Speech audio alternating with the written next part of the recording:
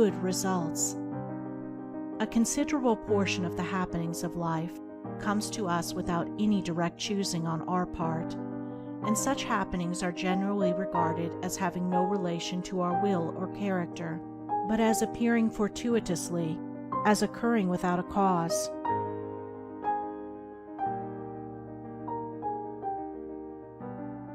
Thus one is spoken of as being lucky and another unlucky, the inference being that each has received something which he never earned, never caused.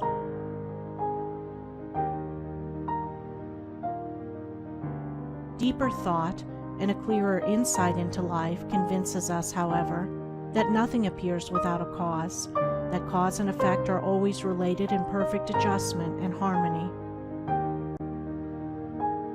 That being so, every happening directly affecting us is intimately related to our own will and character, is indeed an effect justly related to a cause having its seat in our consciousness.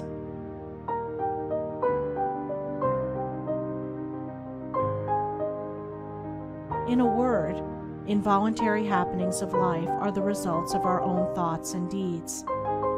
This, I admit, is not apparent on the surface, but what fundamental law, even in the physical universe, is so apparent? If thought, investigation, and experiment are necessary to the discovery of the principles which relate one material atom to another, even so are they imperative to the perception and understanding of the mode of action which relate one mental condition to another, and such modes, such laws, are known by the right doer, by him who has acquired an understanding mind by the practice of true actions.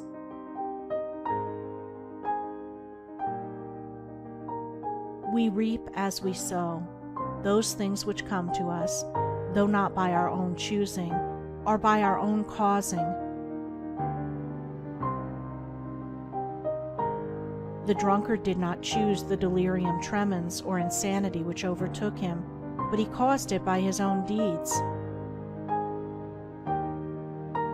In this case, the law is plain to all minds, but where it is not so plain, it is nonetheless true.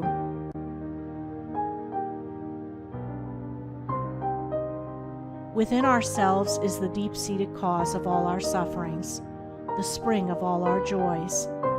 Alter the inner world of thoughts, and the other world of events will cease to bring you sorrow. Make the heart pure, and to you all things will be pure, all occurrences happy and in true order. Within yourselves deliverance must be sought. Each man his prison makes. Each hath such lordship as the loftiest ones. Nay, for with powers above, around, below, as with all flesh and whatsoever lives, act maketh joy or woe. Our life is good or bad, enslaved or free, according to its causation in our thoughts.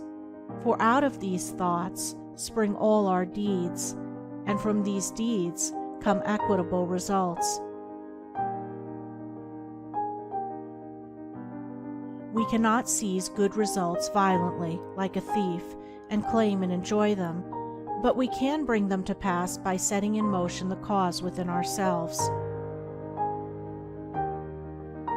Men strive for money, sigh for happiness, and would gladly possess wisdom, yet fail to secure these things, while they see others to whom these blessings appear to come unbidden. The reason is that they have generated causes which prevent the fulfillment of their wishes and efforts. Each life is a perfectly woven network of causes and effects, of efforts or lack of efforts, and results, and good results can only be reached by initiating good efforts, good causes. The doer of true actions, who pursues sound methods, grounded on right principles, will not need to strive and struggle for good results. They will be there as the effects of his righteous rule of life. He will reap the fruit of his own actions, and the reaping will be in gladness and peace. This truth of sowing and reaping in the moral sphere is a simple one, yet men are slow to understand and accept it. We have been told by a wise one that the children of darkness are wiser in their day than the children of light. And who would expect, in the material world, to reap and eat where he had not sown and planted? Or who would expect to reap wheat in the field where he had sown tares, and would fall to weeping and complaining if he did not?